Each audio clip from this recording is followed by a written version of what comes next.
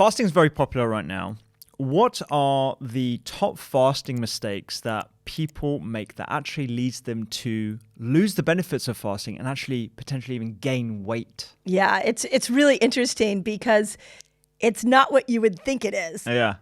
It's fasting the same way all the time. Huh. So I learned this. This is the biggest mistake. And I learned this from my YouTube channel because when Jason Fung's book, The Obesity Code, came out, everybody started to realize like, oh, wait, calorie in, calorie out. That's not where weight loss is at.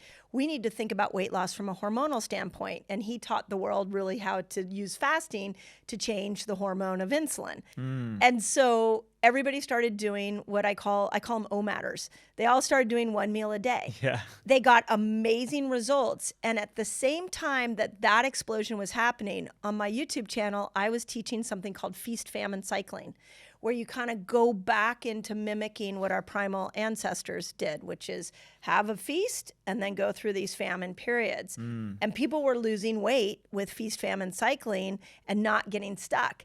And all the OMADers came on, they like built my channel. Yeah. Like all those people came onto my channel and they're like, I'm stuck. I lost weight, but now I'm actually gaining weight. My hair is falling out.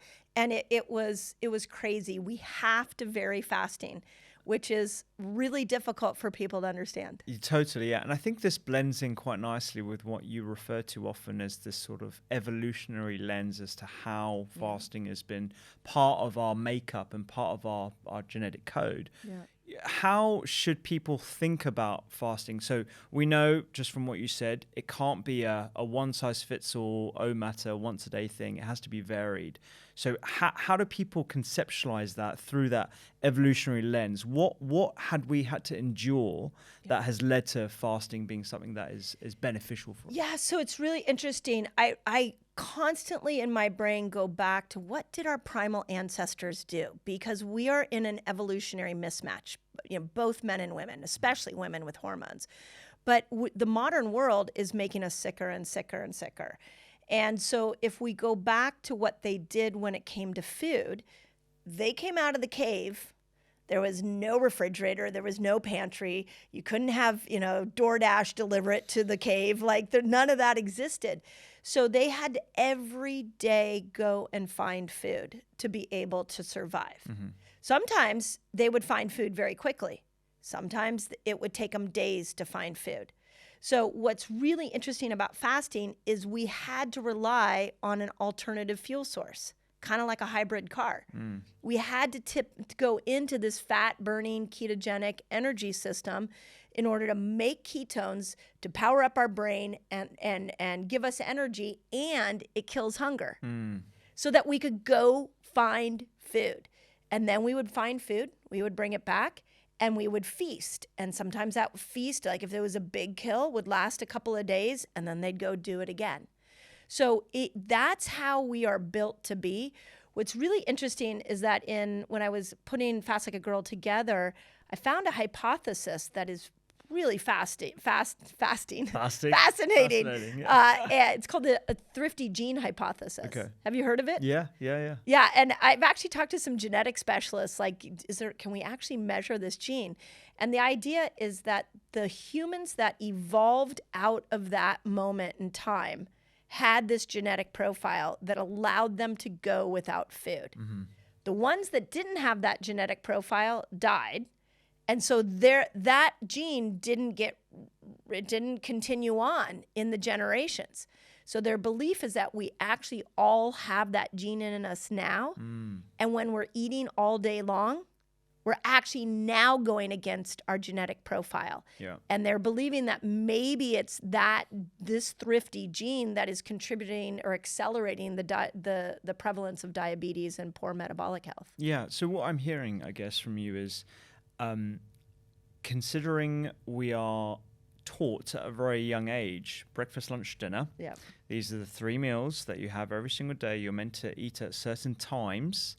There appears to be this evolutionary mismatch between, how we act today and actually how our bodies are designed to thrive in the world. And putting that all together, how should we be thinking about when we put food in, and particularly, obviously, Fast Like a Girl? Yeah. Why is it different for women? Yeah. So the first part of that question is we have to start to look at our 24-hour cycle as we have a window in which we eat and we have a window in which we don't eat. This eat 6 meals a day, it'll speed up your metabolism. There's no evidence that that makes sense anywhere. Where did they even come from? Because I remember getting a lot of this information, particularly like 10, 15 years ago. It seemed quite fashionable to like, eat little and often, graze all day. Yeah. And if you think about it just from the perspective of your microbiome, that needs your gut, that needs a rest, Right. it doesn't seem like it has any place. Doesn't seem logical. No, not at all. I thought about this recently, that I think what happens is if you're measuring our metabolism, the metabolism will speed up when you eat a meal to match what it needs to do to break that meal down. But that doesn't mean that you're going to lose weight, because all your body did is raise its temperature and start to rev up its metabolic system to match the meal so it can process the meal. So that's the only thing I can think is that people were like, oh, the metabolism speeds up, but it's not like it speeds up so much that it's going to go after fat or go after weight loss. It just is matching what it needs to do to handle that meal. The other interesting one, and this one just kills me, is that the breakfast is the most important meal of the day. Yeah. So in the 70s, there was a breakfast cereal company that was putting out a new line of breakfast cereals, and they had to come up with a slogan. And they came up with breakfast is the most important meal of the day. So that came from an advert? Came from an Oh, advert. wow. Yeah. Wow. And it sticks. Here we are in 2023, and it still sticks. Yeah. It's totally. crazy. It's amazing that, because there's parallels within jewelry.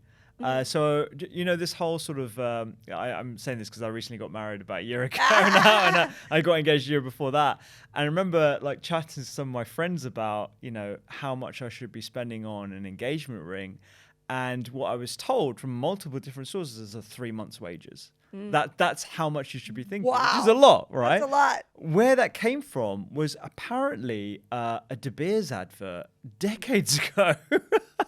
So Right. these kind of like these advertising slogans, these advertising myths that are so old, still ring true today in this age of information overload. So it's interesting to see how these advertising slogans can have that drastic an impact. Isn't that crazy? Right now. Yeah, and on the metabolic one, it's the most logical place my brain can go to is if eating 6 meals a day made you lose weight, then why do we have a metabolic mess in the world? Why is obesity on the rise?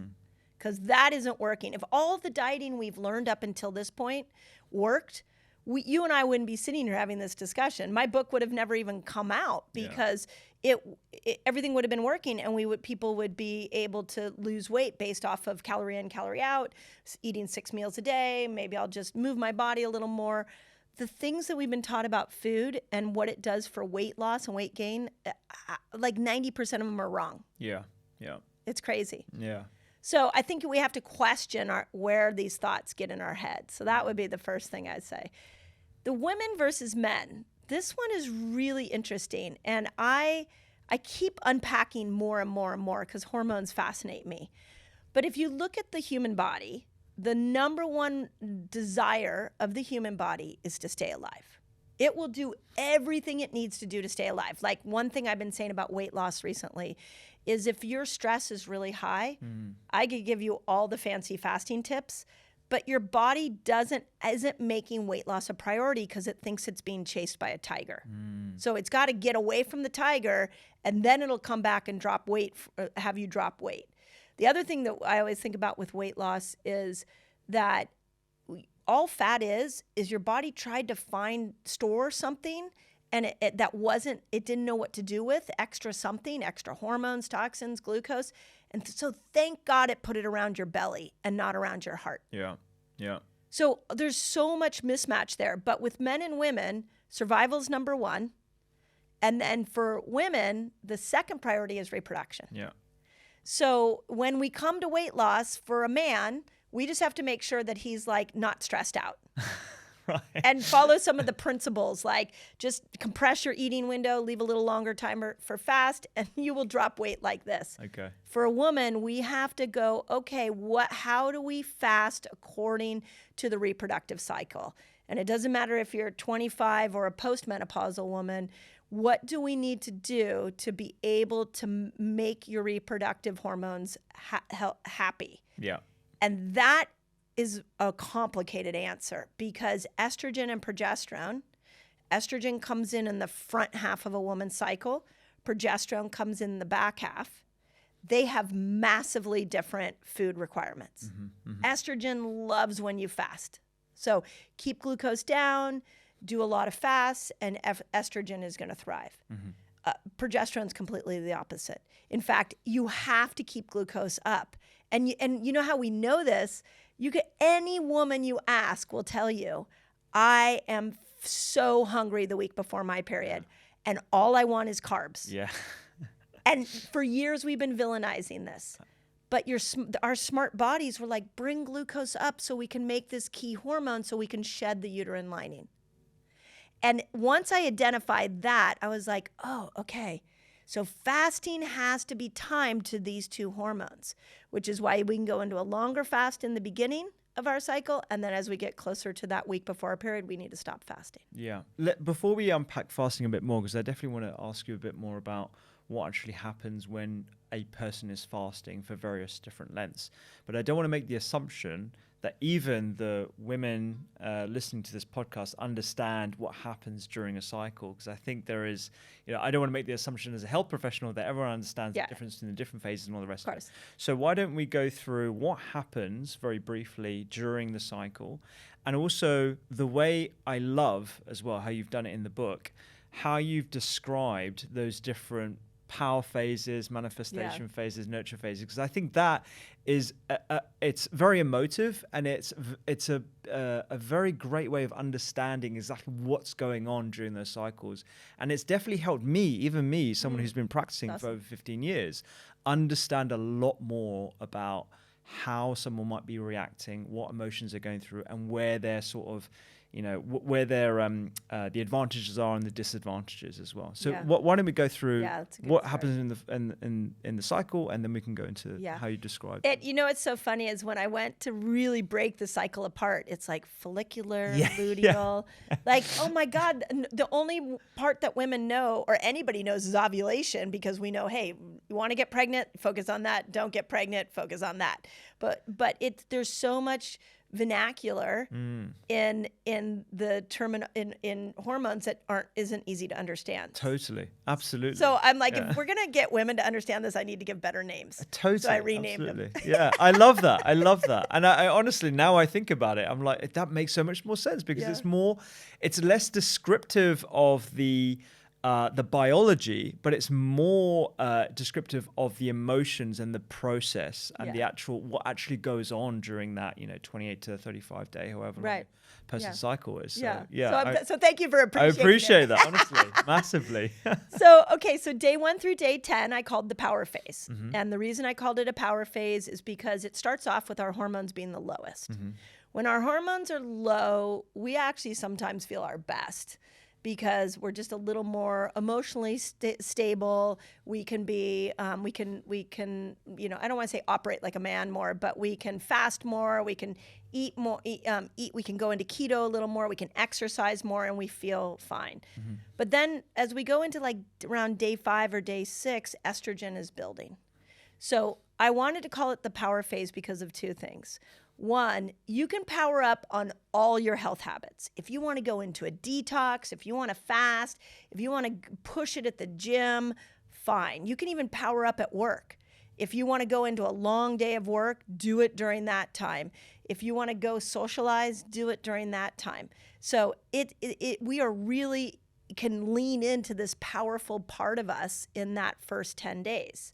Estrogen also makes us powerful. Our ability to access both right and left brain, so we can be creative and logical, are really important as estrogen is building. Ask any menopausal woman who loses that. You often lose that ability to access both parts of the brain. So there's so much about estrogen that is incredible that we want to power up on health habits, and it makes us powerful. And that's the first 10 days. Okay. So during this power phase, so it from what you've just described, it just feels that you can tolerate a lot more stress. Oh, you can handle more stress. And you can push yourself further, right? Okay. So and this is just to bring some of my new research in that you and I were talking about. If you look at just estradiol, so for everybody listening, estradiol is the most powerful form of estrogen. We have 3 types of estrogen. Estradiol is what you need to release an egg. So women that are still cycling, they've got estradiol. Estradiol can stimulate 5 neurochemicals in your brain, which is crazy. Dopamine, serotonin, acetylcholine, a brain fertilizer that we call BDNF, and oxytocin.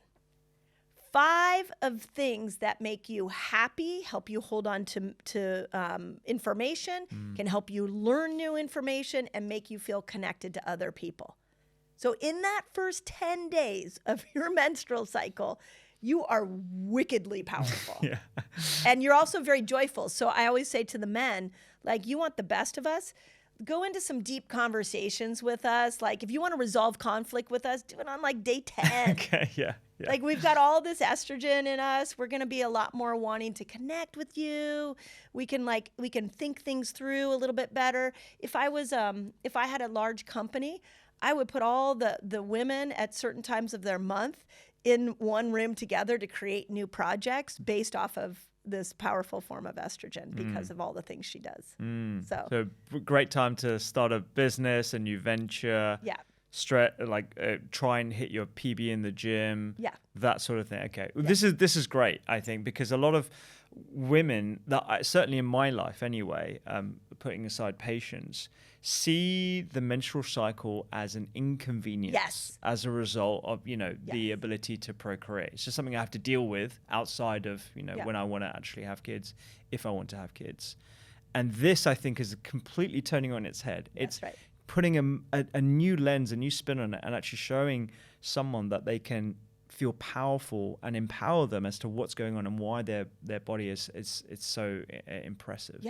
You thank you for that interpretation of it, because I can tell you as a woman, we bitch and moan about our cycle from the day it starts. And then when it starts to go away in menopause, we have a whole nother emotional experience. But it's just a massive inconvenience. And like you said, until we want to get pregnant, and then we're happy, it's working right. But it did so much. There's so much hormonally happening to us. If women understood their hormones, they would see how powerful they are, and they'd know how to build a lifestyle around that, and they'd be able to go and talk to their doctor at another level. So, like, for example, one other interesting thing in that first 10 days is as estrogen is building, so is cholesterol.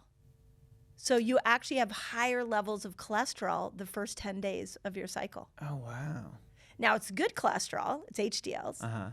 But that's fascinating. So when you go and you get, like, blood work, do they look at that? Absolutely not. No. And I'm just thinking back now, like, whenever I do bloods or any investigations, let's say, I'm not really thinking about that unless I'm looking at specific sex hormones. That's the only time where I think I've even had the consideration of, okay, we've done cholesterol ratios, we've done, HDL, ApoB lipoproteins, let's say.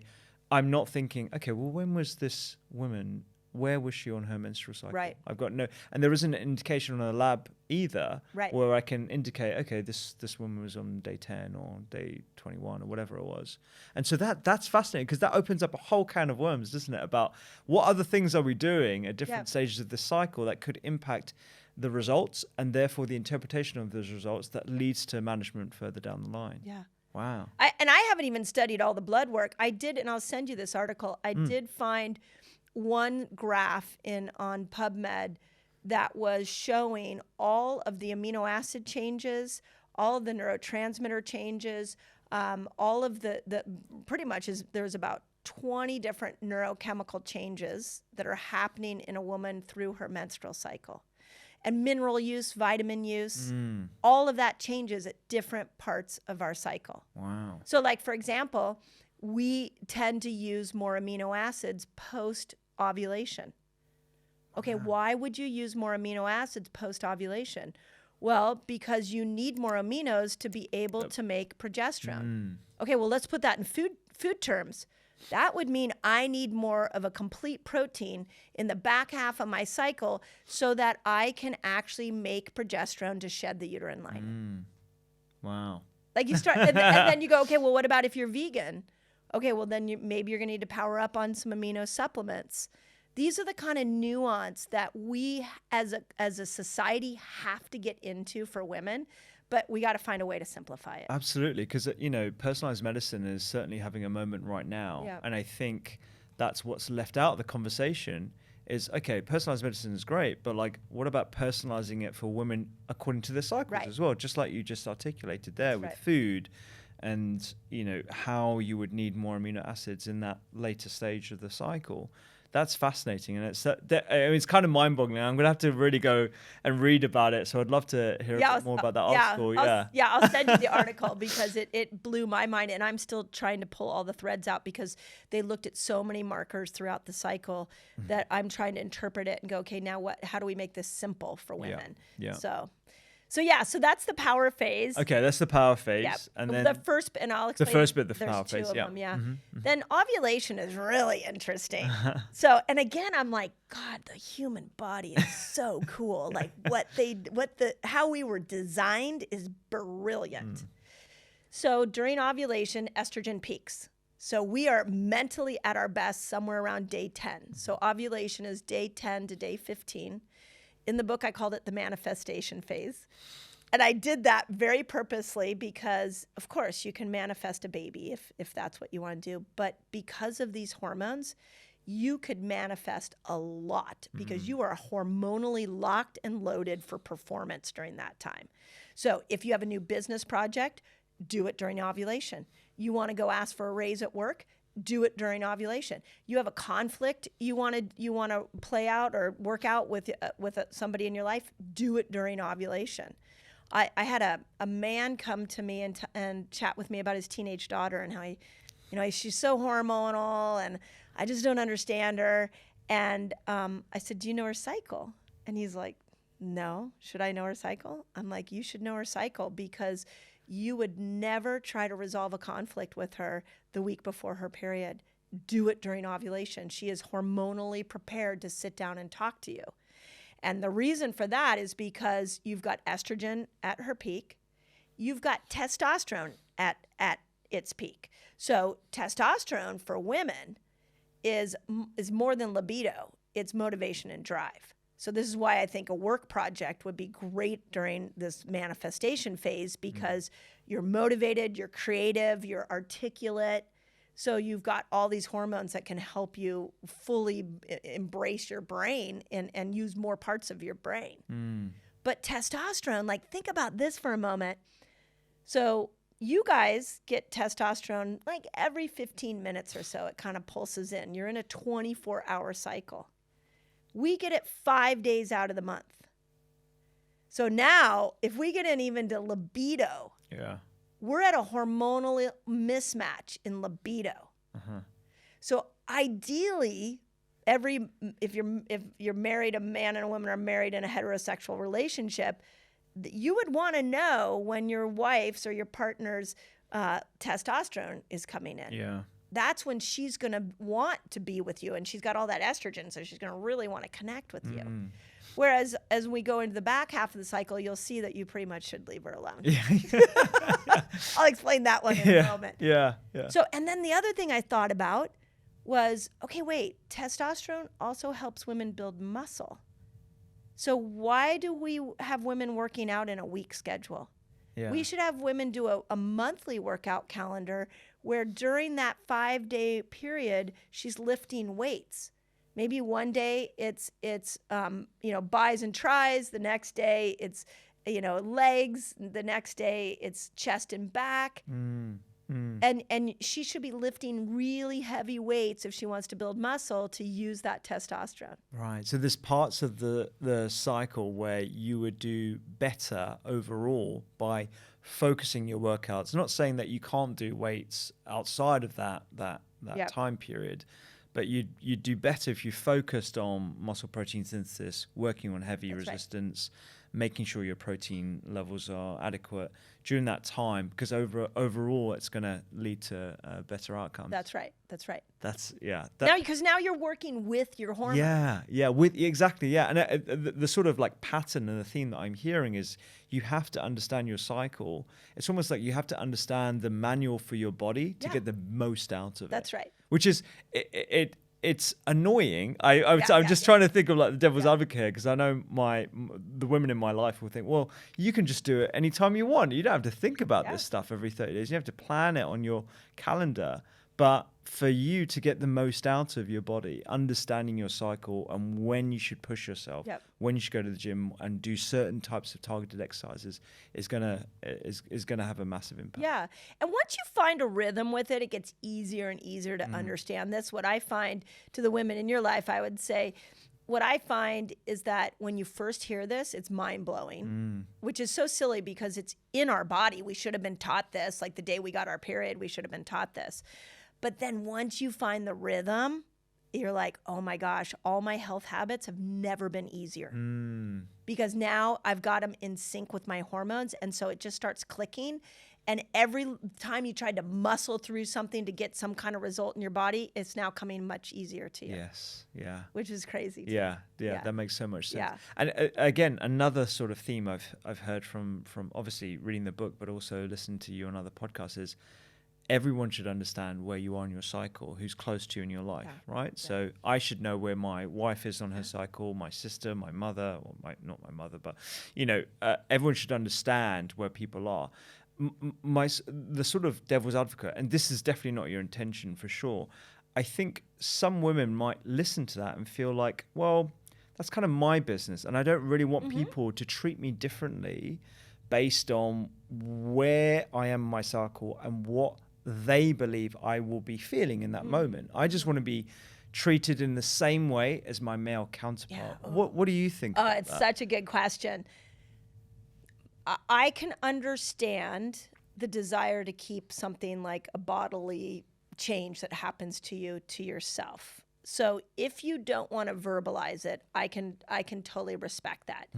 But I'm going to challenge you, the women listening, to understand your own hormonal profile. So A, you can understand yourself, and B, you can help even the closest people understand you. I'll give you an example. Progesterone, at the end, we'll go into that part of the cycle in a moment, but progesterone wants you to keep cortisol down. If you are pushing through and you're highly stressed and you're not keeping cortisol down, your irritability is going to be through the roof. And most of the time, it's going to come at you, at your spouse, and you're going to think that it's something that they're doing that is making you irritable. But what you don't know is it's like you've amped up your system. You're going against your hormonal system, so you are on edge. And everything is you're reacting to.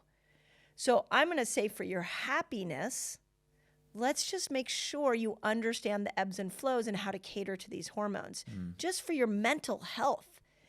And then the other part I would say that is statistically, women are not doing well with health. I'm not saying with like business and things like that. We have all the autoimmune conditions. We have 80 to 90% of autoimmune conditions are happening to women. Why is that? Most Alzheimer's and dementia happening to women. Why is that? Women gain weight more than men. Why is that? Each one of these I could pick apart and show you that it was a woman that was out of balance with her own hormonal cycle. The PCOS, I am shocked since Fast Like a Girl came out, how many women with PCOS have poured onto my socials, sent us message. It is an epidemic. It is the #1 hormonal problem for women. And I could break that down and change that so quickly by just showing a woman how to be in alignment with her hormones. Yeah. Can I make a suggestion Yeah, yeah. for another book? I know you're writing one at the moment. Yeah. You should write a book that's actually written for men to read, to understand more about it. Honestly. It's funny you say that. It's funny you say that. Yeah. And I'll tell it here on your podcast first. Even my publisher and agent don't know. That's my intention for the next book. The book I'm writing right now is what happens to our brain after 40 as we lose estradiol. But I absolutely agree. The book after that will be how do we understand our personalities with all these hormones so that not only women can understand themselves, but men can understand us Absolutely. too. Yeah. Yeah. And, men being told that we're simple and we're pretty black and white and we're, lucky in certain, quote unquote, to have that sort of simplicity is great. But then understanding your partner, your sister, your mother, etc. I think that's a real big piece of the puzzle that will create a revolution. I mean, you're already doing incredible work at the moment, but I think that level of understanding will really come through even more so when you direct this information specifically tailored to men. That's you must have tapped into my brain because I usually by the time I'm like 3/4 through this book, and usually about this point I start dreaming of another one. But I want to invite men into this conversation because I believe that if men could understand us, then we would have both sexes understanding that there is a difference in how our brains work based off these hormones. It would just bring a level of compassion. Absolutely.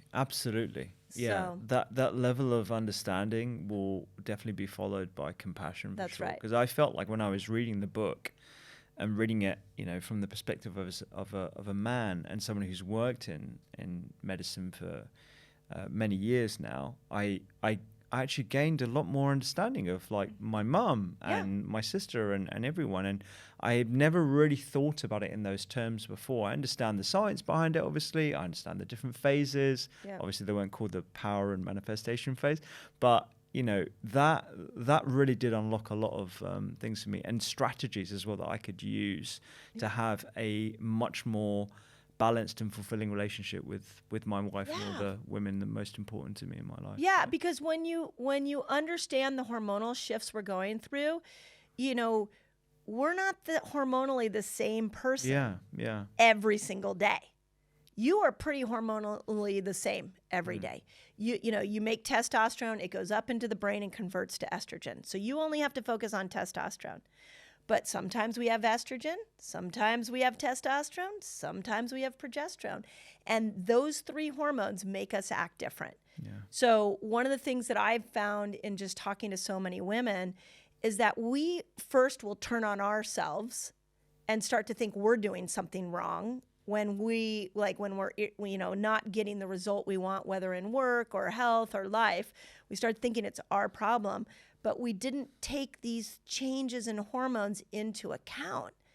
And once you do, you start to go, oh, okay, I am going to kick butt at work day 1 through day 15 of my cycle. Give me the projects. Let me go after this. And then as I get closer to like day 20, I'm going to cut my workload down a little bit and recover so that I can come back out at day 1 and I can be a badass again. Yeah. There's a lot more ebb and flow to us.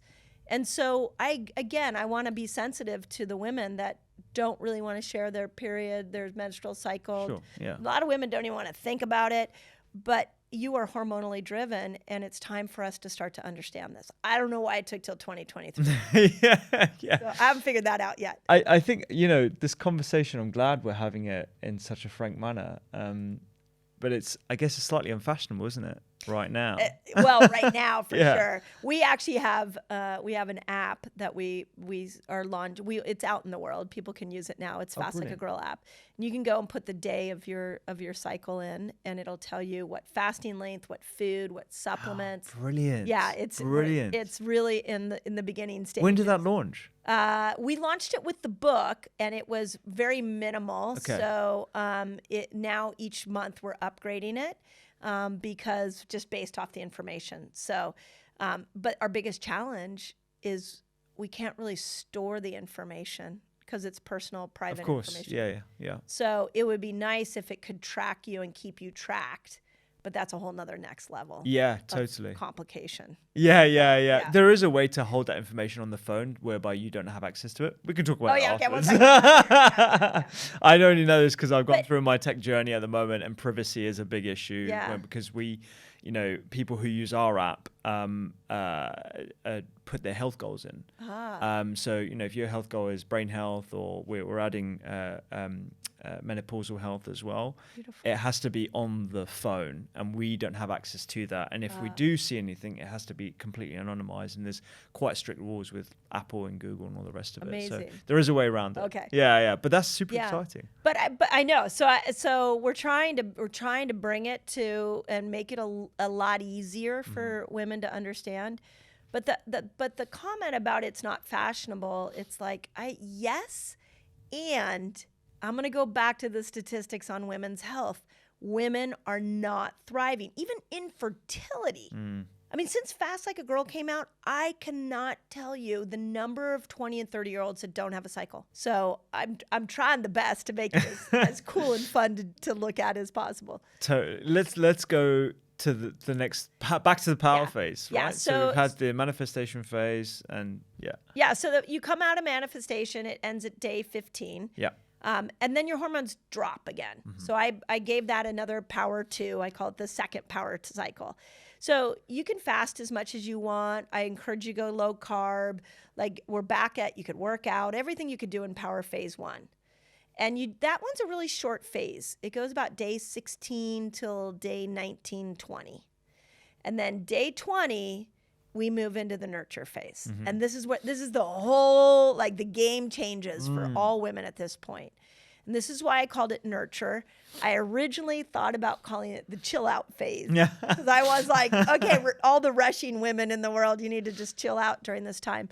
But I really wanted women to know that nurturing starts with themselves. You have to start by nurturing yourself.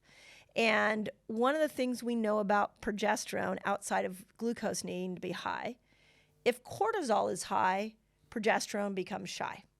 She does not come to play. I love that saying. It's the easiest way to remember it. Yeah. So we look at all these 20 and 30-year-olds that are not having their cycle. If I had to do a hormone test on every single one of those women, I would tell you most likely progesterone is tanked. Yeah, I need to rewind there a bit, because I think as health professionals, we assume that everyone knows what cortisol means and why high is bad. So what is cortisol, and why would high cortisol lead to low progesterone? Yeah, so high cortisol happens when your body perceives stress. So the crazy thing about cortisol, there's so much we could go down on cortisol. You don't have to be doing anything to have cortisol go up. You could be thinking something. You could be remembering or thinking about your stress of your life, and cortisol goes up. And it's the hormone that is meant to make us move. So when cortisol comes on, it's supposed to agitate you, energize you so that you go run away from the threat.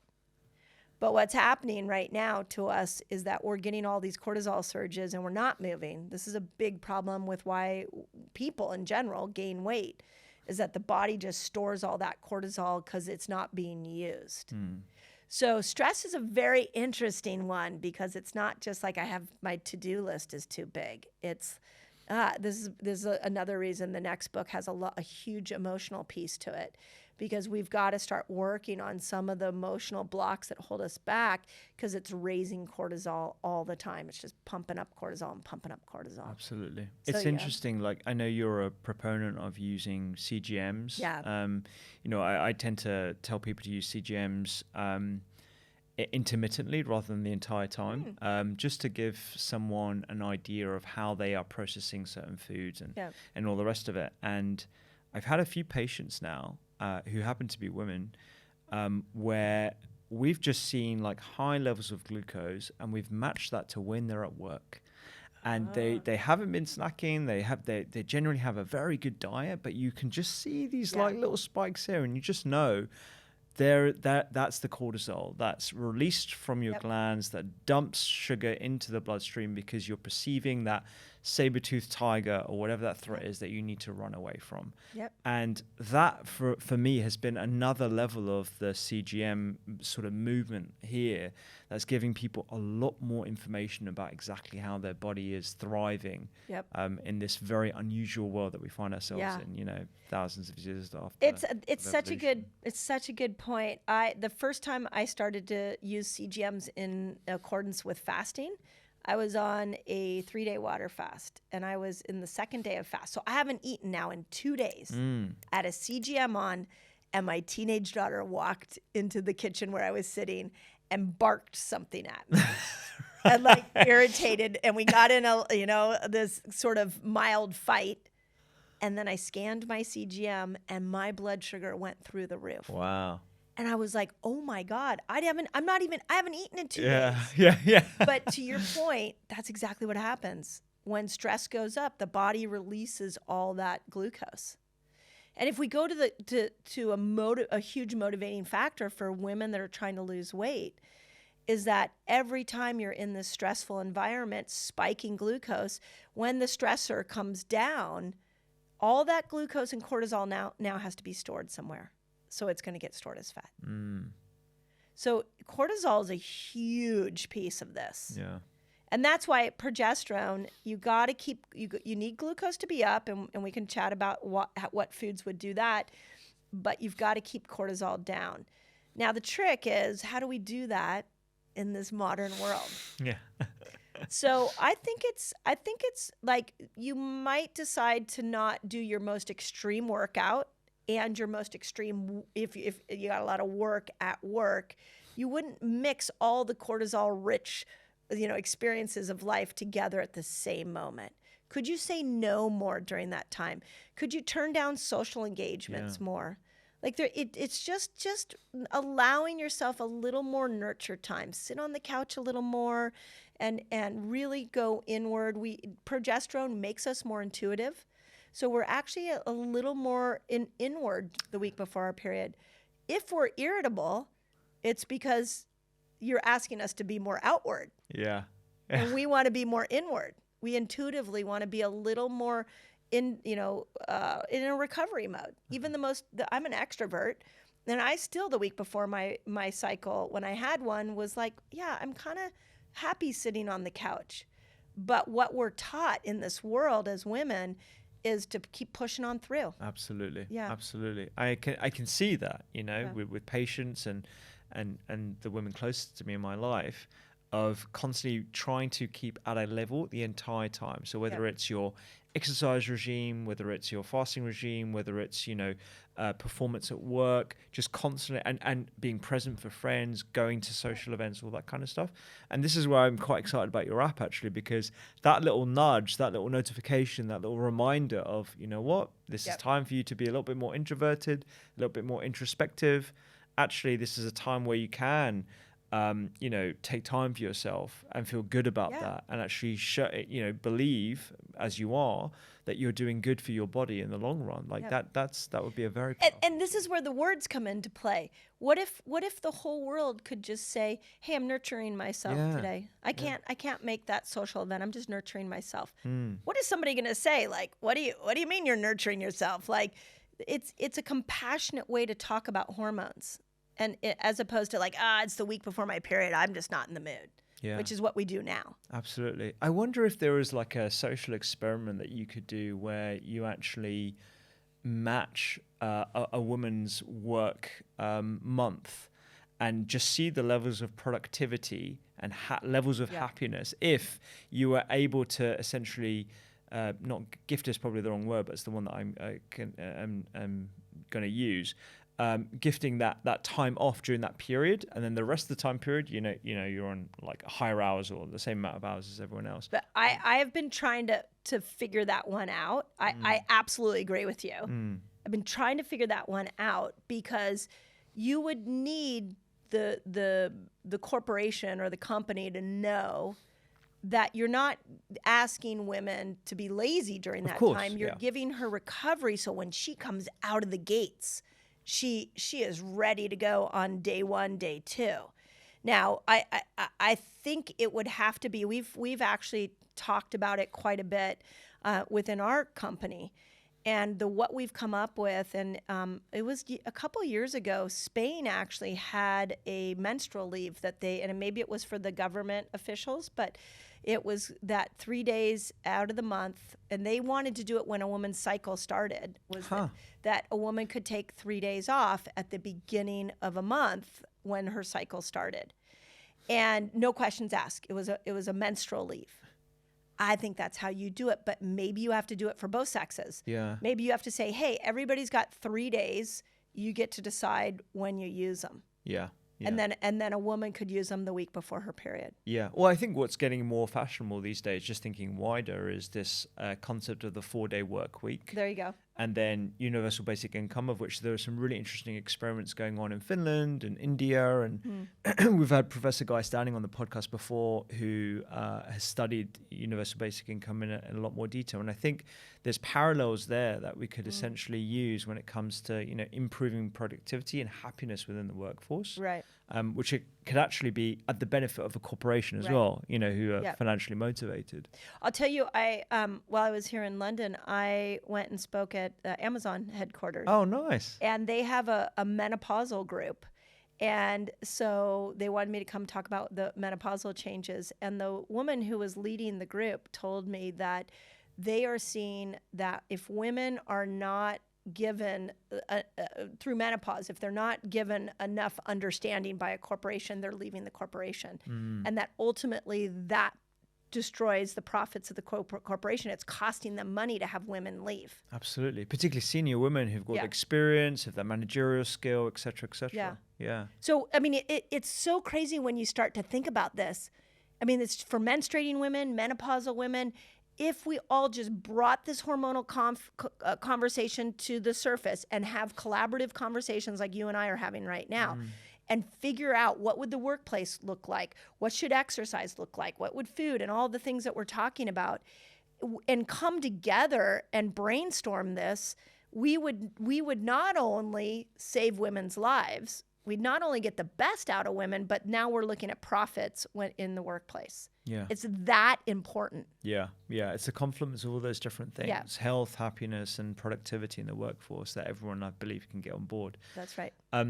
I can't believe we've got to this point in the podcast and we haven't really dived into it's fasting. It's so fascinating, but right? I think it's really important to give people a level playing field of okay, these are the cycles, these are the different phases, and this is why you need to be a lot more aware of the ability of how much stress you can tolerate. So let's go into actual fasting. So why are you such a huge proponent of fasting? When did this come onto your radar? And what? And maybe as a secondary question, what goes on when we fast? Yeah. So I always laugh that I never set out to be the poster child of fasting. It's kind of funny. Like if the 20-year-old version of me could see me right now, she'd be like, "What are you doing?" Yeah. Because I was the hangry person. I carried food with me everywhere I went. I did the 6 meals a day. I ate breakfast the minute I got out of bed. I never left home without a snack. Yeah. And then I went into perimenopause, and in my early 40s, all my old tricks were not working for me anymore. Like I was a competitive athlete in my younger years. Like I ate really well. I was doing every health habit right, and I was gaining weight. I wasn't sleeping. My moods were all over the place, and this was at about 43. So I went looking for what the heck just happened to me. And about that time, do you remember Dr. Osumi's work? He was given the Nobel Prize in 2016 in medicine and physiology. Was it the Yakamana factors, or am I thinking of something else? I don't know if you might be more in the detail of the study, but it was based off autophagy. Gotcha. Yeah. And he figured out that when you actually take food out of the equation for a certain period of time, the body will actually become stronger. I think that's the first thing everybody has to know. You're going to become stronger. And this term autophagy came to the surface. He won a Nobel Prize for it. And it was basically that the body turns within and it cleans up the cells. It detoxes the cells. It makes the cell stronger. It kills cells that maybe are cancer cells, gets rid of them. And so I thought, wow, the body does that without food? Like here I am, the hangry person. I'm like, how is that going to work? So then the term intermittent fasting started to emerge. Yeah. And I thought, okay, I could try it for one day. Let me just try intermittent fasting for one day, 15 hours. I brutally pushed breakfast back. And when I got done with that day, I was like, okay, well, let me try that again. Within a week's time, my 3 p.m. crash every afternoon, and that was, I don't know when you were in practice if you saw that, but my afternoon was the most packed time of my clinic. And so people would be pouring into my clinic, and I was always wanting to take a nap. That went away after 1 week of intermittent fasting. So then I was like, oh my gosh, what else is there? And I just started playing with the principles, and then I got obsessed with the science. Yeah. How intermittent was intermittent for you back then? It was about 13 to 15 hours. Oh, okay. And it was every day. Yeah. I didn't know to do it to the cycle then. Gotcha, yeah. So Yeah. it wasn't like an aggressive fast. No. It was, 30, 15 hours, which Yeah. I think is a doable for a lot of Very people. doable. Yeah. One of the best studies we have on women and fasting was women going through breast cancer treatment. If they came out of conventional, traditional breast cancer therapies like radiation and chemo, and they put a 13-hour fast in place, they had a 64% less reoccurrence of breast cancer compared to those that didn't do the fast. That's crazy. Yeah. That's every woman could do that. Yeah. Yeah. So I just became obsessed with the science, and then I was doing it on myself. I had a lot of patients at the time. I had a functional medicine clinic, and I had a lot of patients at the time that were trying to lose weight, mixed with thyroid problems, and I'd never seen anything work so well. Yeah. Unfortunately, at the time, my supplement sales went down, but that's okay because people were getting well by using their own bodies. Yeah. Yeah. And then I just became obsessed. Yeah. So autophagy, I think, is this term that you've explained well there, where you're essentially looking inward, recycling these old cells, getting rid of the cells that are sort of old, hanging around, these senescent cells. You clear them away, and then you create some brand spanking new ones. Yep. There are some other elements of fasting that I find quite interesting as well. So you're giving your gut a rest. Yep. What other things are going on when you're in that fasting phase? Are there things that sort of pique your attention that you always speak to clients about? Yeah. So I think the easiest way to understand this, if you've never heard fasting, is that we have two energy systems that we will use. One is when glucose goes up, which is you eat food. It's often referred to as sugar, but by sugar, I think you and I both mean in this conversation, it's just your glucose going up in your body. And the other one is by burning fat. So I call it sugar burner, fat burner system. So when we go at least 8 to 12 hours, there's a variable because we're all a little different. Without food, our body starts to switch over into the fat burner system. Once it goes over into fat burner system, what it does is it literally burns your own fat to make a ketone. And a ketone is, you can only get it, there's exogenous ketones, which is a whole nother thing, but the main way you get it is by going without food. I don't think you can manipulate your diet a little bit, but that's the hardest way to do it. And when you get a ketone, it goes up into the brain and turns off hunger. This is mind-blowing because this is why the more you fast, the easier it gets. Yeah. Now let's just take that one principle. How many diets that you lose weight on does it get easier with time? I don't know any. So you get into this fasted state, you're burning fat, you're making ketones, the hunger goes down, the brain clarity goes up. But the longer you stay in that fat burning system, the body kicks into self-repair. So the autophagy kicks in, and the cells will start to push out the bad ones, make the ones that are kind of so-so, make them stronger. You get growth hormone going up. So when growth hormone goes up, you'll balance all other hormones out. And growth hormone slows down aging. It burns fat. Your whole microbiome repairs, so all the bad bacteria will be sloughed off, and you create a new environment for good bacteria, so all the good food you put in there can actually start to feed these bacteria.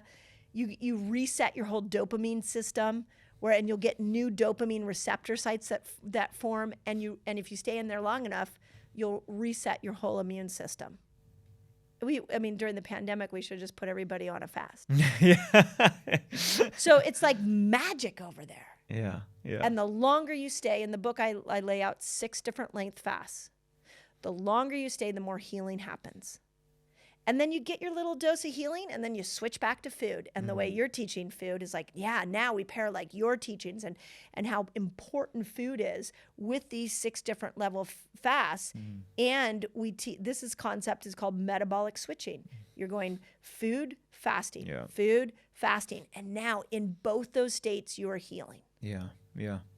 This is what I find quite refreshing about your approach, actually, because we've covered ketogenic diets quite a bit on the podcast. We've had a dietitian that does a lot of ketogenic diet therapies for treatment refractory epilepsy, for example. We've interviewed parents. It's a pretty phenomenal diet. It's very, very strict. It's hard to very, very hard to stick to. And, when you're treating children or patients who are experimenting it for a variety of reasons, whether it's chronic pain or whatever it might be, you're on a very, very high fat diet, in a very limited protein and very limited carbohydrate diet. And that can have ramifications. It can destroy your gut microbes. You're not giving them any substrate and any sort of food to thrive on. It can lead to kidney stones. It can lead to constipation, loads of issues. Your approach is sort of like a nice hybrid and blend of both. It's like, let's get some of those ketones going here. Let's stress your body. Let's, dip into some of those beneficial impacts of fasting. But then let's also enjoy some of the carbohydrate-rich foods, good carbohydrates, all those whole foods, etc. later on, where it's a lot more appropriate for you to examine those. So, and this is, people just want like a plan to follow the entire time. And so it goes against that thinking, but overall, it's beneficial. Yeah. Yeah, it's so well said. I mean, here's the bottom line. There's a lot of good diets out there. There's no one human diet. There's a lot of possibilities. And one of the things that I think we got wrong in the diet world is that there was a one-size-fits-all diet for everybody. And then if you take this to women, one of the challenges that we have with women is that, to your point, like, just give me the one thing that's going to make myself like feel good. Yeah. But if I can't give you that one thing, because estrogen wants a specific way of eating and progesterone wants a specific way of eating, and they're opposing. Yeah. So the beautiful part of that is that, okay, we need to take a lot, and I don't know if you found this in practice. I found so many people ate like 100 foods and that was it. Yeah. Like, and they ate those foods over and over and over again. Yeah. Well, if you just look at the microbiome, that creates a monoculture. You're only feeding, you have trillions of bacteria in your gut. You're only feeding a small amount. So really one of the big things about food for both men and women, we got to open up our food choices. Every time I go to a restaurant, I look at a menu and I'm like, what on here do I not eat? And I'm going to eat that because I know then I'm going to feed a different set of bacteria. Totally. So we've got to be able to open up and enjoy food again, and we're not. We're like in ruts, or a lot of women with eating disorders are trying to control, or we're counting calories. But we should, if you want to control anything, control your blood sugar. Yeah. And then just open up your food sources. Yeah, totally. I love the list in the book, actually, of all the different diverse food sources that you can consume at different parts of your cycle. And we're just talking, I just got back from Penang in Malaysia, and their green section in the supermarket is vast. I'm like, there's all these different brassicas that I've barely seen in supermarkets here, like things like Kai Lan and Bok Choy, and all these weird and wonderful names, Dam Siam, all these different things. And I was just like, wow, this would be great. And that's exactly what I was doing. I was just grabbing them from the supermarket. I was cooking them in the Airbnb. I was trying to inject them with all these recipes that we're creating. So that I completely get on board with. I guess one of the pushbacks that a lot of people have of fasting and, the work of Sachin Pandu, who's been on the podcast, Volta Longo, is some people try and explain the benefits of weight loss, feeling better skin, etc., of, well, that's just calorie restriction. If you simply just do a calorie restrictive diet, stick to that, you'll get all these benefits. So what's the big fuss about? Why is and I know it's not that.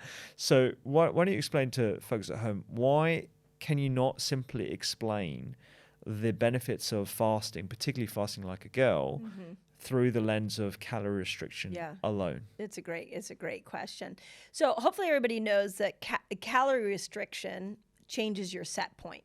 Have you talked about that? I don't think people understand. We have talked about it with Nick Fuller, who does something called interval weight loss, which is where you go in you go in a very slightly low calorie deficit and you plateau, and then you do it again. So you're working with your set point rather than like creating a drastically different one. Right. But so at least there's some variation. We're back to variation. Exactly. So with a set point, what happens is when you try to keep your calories low and then you exercise to put your calories high, you change your set point. So a good example would be like, if you ate 1,500 calories in a day and you exercised and had an expense of 500 calories, your set point would be 1,000 calories.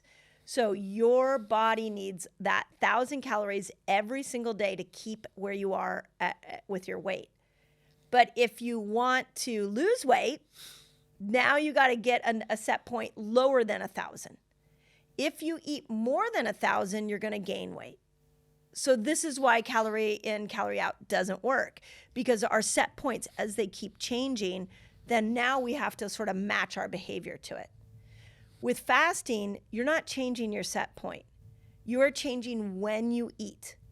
And when you do open that eating window up, eat it like even in the book I call it ketobiotic. So even if you're doing the ketobiotic diet, I put the biotic piece to keto because what I'm saying is eat nature's carbs, eat fruits, eat vegetables, mix that with protein, and let's just open up how the types of food and the diversity of food that you're eating, and use your fasting window to drive you into ketosis.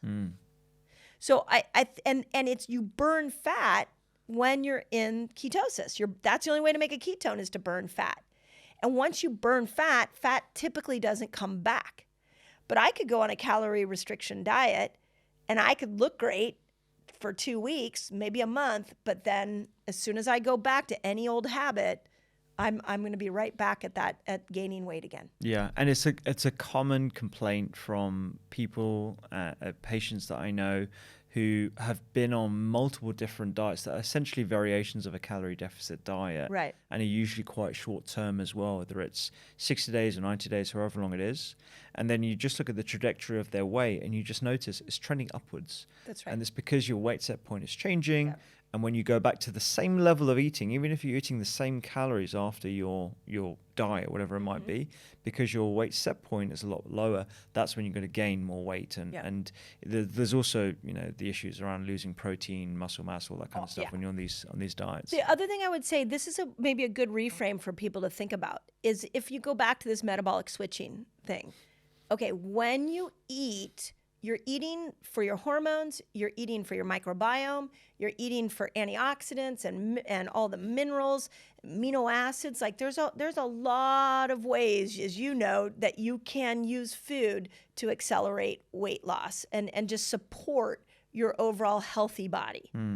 When you switch over and you're fasting, that's where you're focused on weight loss.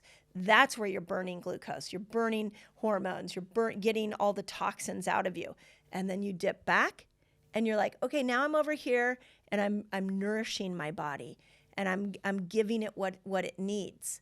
And then boom, now I'm over here. Okay, now I'm losing weight. Whereas what we do right now is we go into all these toxic foods, all of these chemicals. We've pulled all the fat out of foods. We've manipulated food to be able to make it so that people would lose weight. The way to lose weight is to start to dip in and out of this fasting window and metabolically switch. That's how you lose weight. Yeah. Right? Yeah. You see, it's like it's crazy the way we've gone after weight loss. Yes, yeah. I mean, there's a huge industry behind it. For sure. I think people divert to the simplest path. And if someone is advertising, just follow this plan and let's do it that way, people gravitate towards that. What you're introducing is slightly more complex, to be frank. However, it's simple to do, but it is a lot more complex than the take this pill or drink this shake or follow this plan. But that's the appropriate way of dipping into fat burn and being respectful and nurturing of your gut microbes and your overall health. That's right. So we've discussed the different phases, the menstrual cycle. We've understood a lot more about what fasting is and why there's benefits. I always get asked, okay, all right, I'm into it. I'm sold on fasting. I really want to do it. How long should I do? What kind of fasting is there? Because I've heard 16-8, I've heard 5-2, I've heard water fasting, like alternate day fasting. What are these different, things? Which one's more appropriate for me? Yep. And when do I do it? And I guess we've already spoken about when a woman would do it, but perhaps we could talk about the different types of fasting. Yeah, for sure. And let's make it like really applicable so that people, like, I would love people to like take this podcast and then go into action. 100%. So here's the way that I look at it. The first thing you do to be able to succeed at fasting is you change 3 food categories. One is good fats, not bad fats. Hopefully your audience knows, like, bad fats make you insulin resistant. So let's get the corn oil, the cottonseed oil, the canola oils out, and let's put in more of the avocados, the MCTs, olive oil, things like that. Let's try to switch your fats. Second is let's get the refined carbohydrates out.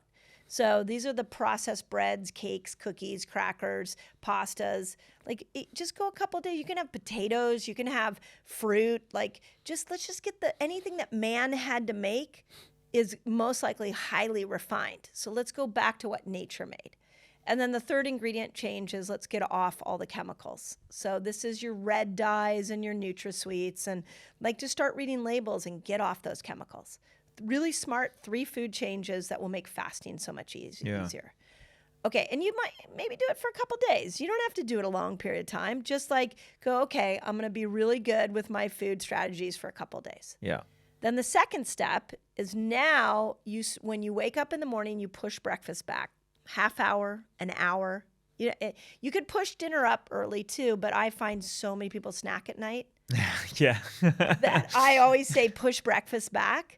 But what you're doing is you're going to start to look at your 24-hour day, and you're going to look that there's an eating window. You're not eating all day. You're eating within a window. Yeah. So I want people to start shortening this window. Super practical, super easy. Everyone can do that right today. That totally could do it today. So you say push it back a half hour, and if that was easy, then the next day you push it back an hour. And if that's hard, okay, stay with the pushback of the hour, maybe for a couple of days till your body gets used to it. Then maybe 3 days go by. Okay, now can you push it back 2 hours? And what I'm doing is I'm slowly compressing that food all into one period of time. Now, when I open up my eating window, I eat. Yeah. And if I eat a meal and an hour later I'm hungry, I eat again. Because I know that I'm going to have this longer fasting window. Today's a great example. We had a really nice meal last night. I haven't eaten anything yet today. And I probably won't eat anything till about 5 o'clock tonight. But that's because I ate a lot yesterday. I ate big lunch, big dinner. And so today I'm just going to give my body a little metabolic rest. I think that's quite a point that I want to hammer on, actually, because when you're hungry, you eat. When you're in your eating window, you eat. You're not restricting yourself. You're not restricting yourself. Thank you for pointing that out, because a lot of women specifically start to try to restrict themselves. Absolutely. In that eating window. Yeah. When that's not what you're advocating for. And just so we can make a really clear point on this, for thyroid health, you need at least 1,200 to 1,500 calories in every single day. So if you start to restrict in your eating window, you may damage your thyroid, and then you'll have some problems. So when you're going to eat, and you're going to eat healthy foods. So after you've started to move it, the first lever is like 13 to 15 hours. Okay. Most people can get there within 2 weeks pretty comfortably by doing what I said. Make the food changes and slowly pushing your breakfast back until you get. Then all of a sudden you realize you're not eating breakfast. So you're eating lunch. You're doing lunch and dinner. So that's the first step in. Now, if you want to hang around in the fasting window a little longer, if you go to 17 hours, you start to hit autophagy. So you'll start to detox a little more. If you go 24 hours, you'll repair your gut. 36-hour fast is phenomenal for helping to people go after that stored insulin. 48 hours where the dopamine comes in, and 72 is where we reset the whole immune system. So you can go and you can hang as you get comfortable with this. Hang as long as you want in the fasting window, but eventually you're going to have to come back to food. And then when you come back to food, let's eat really smart, healthy food. Do you reckon there's some variation in those different modes of fasting? So you mentioned the immune fasting, dopamine fasting, gut reset fasting. I know the gut reset fast, I think I've heard you say in the book, read you say in the book, that came out of some research looking at MIT.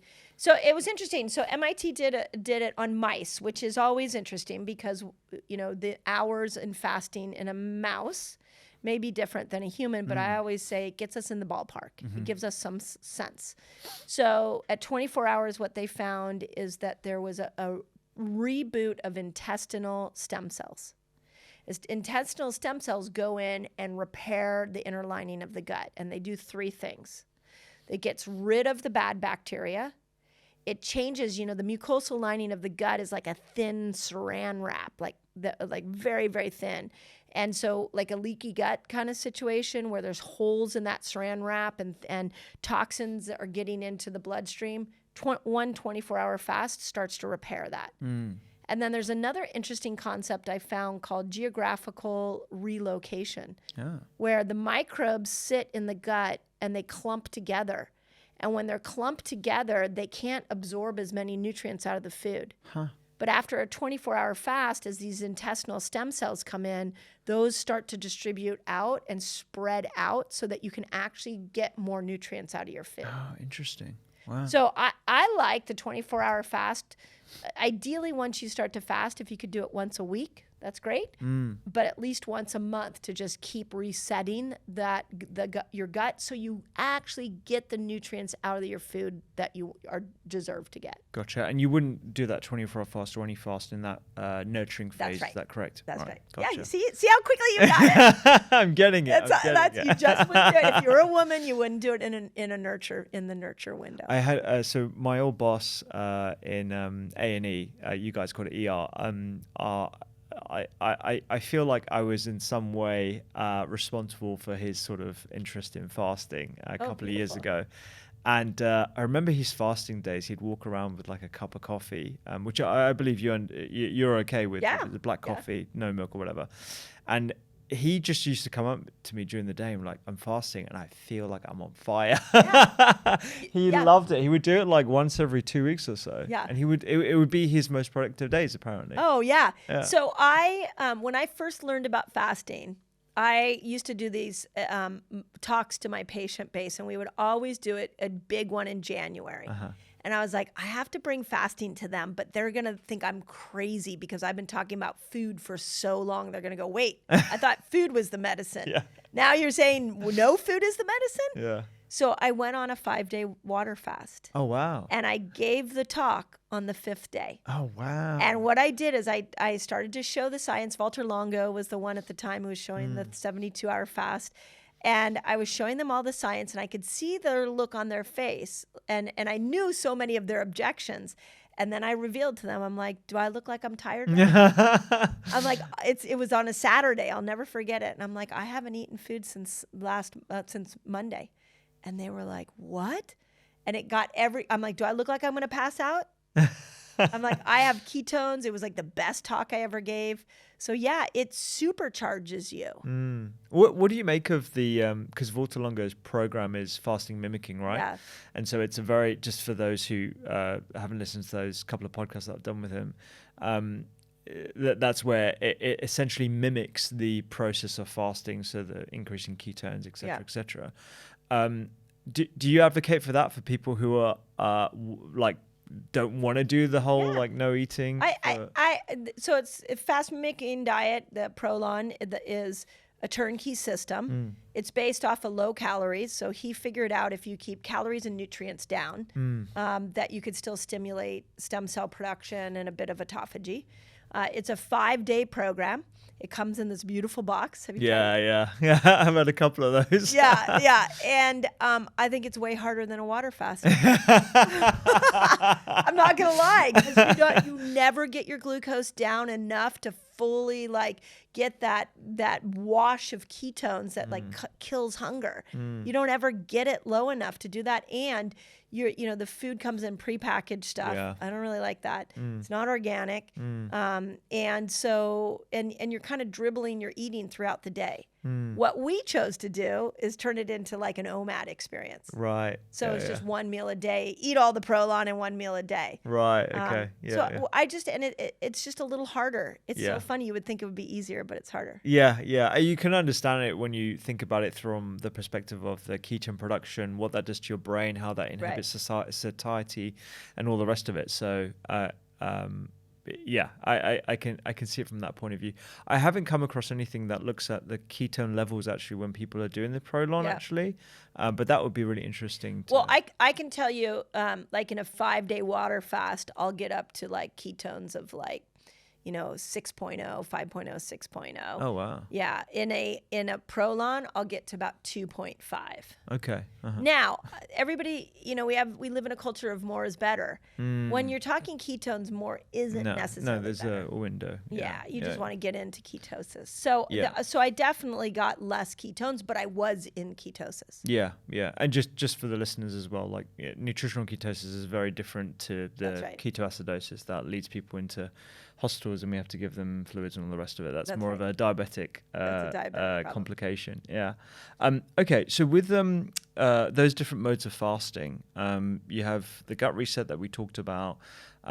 What if, and I've had this experience with patients, but also being very honest myself, I struggle to go, let's say I struggle to go like 9-10 hours without eating. Like I can't fit, like I can't even think of or fathom not having any food. What kind of suggestions would you have for people who fit that criteria or that mindset to coax them into eating according to this way? I mean, pushing back the breakfast is definitely one thing, but maybe just getting them over the hurdle even more so. Yeah. So in the book, I call it building a fasting lifestyle because again, this is not a diet. And so I want you to figure out how to integrate it into your life. And so there's four steps in building a fasting lifestyle. The first is you got to vary your fasts. So to your point, what if I can only go 8 hours? Awesome. So go 8 hours. And then maybe the next day you go 8 hours and 20 minutes. And then maybe the next day you're like, okay, I'm not even going to try this fasting thing this time. I'm going to bring it down to 7 hours. I'm just going to eat when I get up. And then maybe the next day I feel like fasting. I'm going to go 9 hours. That's okay. You don't have to come out of the gates and be perfect at it. I just want you to dabble with it. And the mindset is this compressed eating window. Instead of thinking, what do my taste buds want every morning? Instead of thinking, I got to eat to speed up my metabolism, I want people to start thinking, is my eating window open or is my eating window closed? So if it's closed, you're not eating. Yeah. So start just thinking, and maybe your fasting window is only 10 hours and leaves 14 hours for eating. The studies show that, an 8 to 10 hour eating window where you eat all your food in 8 to 10 hours can actually make you metabolically immune from a poor diet. And what I mean by that is, and this one blew me away, is that you could go and eat at fast food all day long with the bad oils, the bad bread, all of that. I'm not recommending. No, of course, that. yeah. But if you eat that fast food in 8 to 10 hour eating window, your metabolic markers all have time to reset themselves. So don't, even though we love Volta Longo, we love the 3-day water fast. Even though you want to reset your dopamine, it doesn't have to be this huge thing. And I'll give you my favorite example happened with a man that came to me last year. He was about 300 pounds. And I was at a retreat and where I was helping people fast. And he didn't, I never push fasting on anybody. And he came up to me and you could see he was visibly obese. And it was on the last day and he said, I need your help. And I was like, oh my God, how can I help you? What do you think your biggest problem with food is? And he's like, I'm food addicted. And I'm like, okay, what are you addicted to? He's like, I drink 12 sodas a day. Oh, wow. And he's like, but I also eat buffalo wings. And he like went through all, and I was like, wow, okay, fast food. I go through the fast food drive through like once or twice a day. Like he was like full on typical Western diet. And so I said to him, okay, so how about you just take that Western diet and I just want to put it in one eating window. In the next month, do you think you could go from your 8-hour fasting, you're fasting when you sleep, to fasting, at least 15 hours? So we got 6 hours that we got to get you through. And once you open up your eating window, eat whatever you want. You can drink all your sodas in that time period. You can eat whatever you want. So he did that. And I said, try that for a month and then come back. Within a month after we had that conversation, first month, he had lost 13 pounds. Yeah. Eating horrible food. Horrible food, yeah. And drinking 12 sodas in this time period. Yeah. So then I said to him, well, how about you drink soda only when you're at work? You can't drink it at home. So we started to get after the soda. And he was like, okay. I said, just stay with your 15 hours of fasting. I just want to see if we can move the needle on the sodas. And so that's what he did. He didn't have soda in the house anymore. Second month, 9 pounds. Third month, I said to him, okay, now let's add protein in. I still haven't taken much away from him. We're still at 15 hours of fasting. And so I'm like, I just want you to add protein in. So third month, added protein in, sodas at work, fasting 15 hours, another 14 pounds. We did this month after month after month. That was a year ago. He's down 150 pounds. That's incredible. That's incredible. And all of his food choices have changed now. He's off of soda. And it was really fun because the first time I chatted with him, I asked him what his why was. Because as you know, if you don't have a strong why, it's hard to make health choices. And he said, I have to stay alive for my family. Yeah. And then I talked to him about a month ago. And I said, okay, what's your why now? And he said, I want to take a Christmas card picture with my family. Gosh. And I was like, oh my God, like the simple things of enjoying living in your body. Like I just want to take a Christmas card photo with my family. Yeah. Like that's the power of what this tool can do. And it doesn't cost anybody any money. And we're watching it over and over and over again. It is a different door into food addiction. Totally. Yeah. Yeah. I thank you so much for sharing that story. Yeah. I mean, it's going to touch so many people, and I feel that illustrates the way in for health for a lot of people. And it's interesting you mentioned that story because one of the strategies that I remember using years ago in clinic was very similar to that. It was eat whatever you want, but just keep the window just within that sort of 12-hour time period, I think I used to say at the start. Because that little like nugget of motivation that gets people through a hurdle and they see a result, whether it's small or however large it is gives them the trajectory going forward. And then tying that with a motivational trigger with actual like a goal, like it's magic. And that motivational interviewing techniques that I'm sure that you use in every client is it's so powerful. Well, so many people ask me like, why are we still talking about fasting? Like I get like usually around Christmas time, I get like the news stories that they're like, hey, we want to talk about intermittent fasting. And then the first question is they're like, why are we still talking about this? I'm like, because it's not a fad.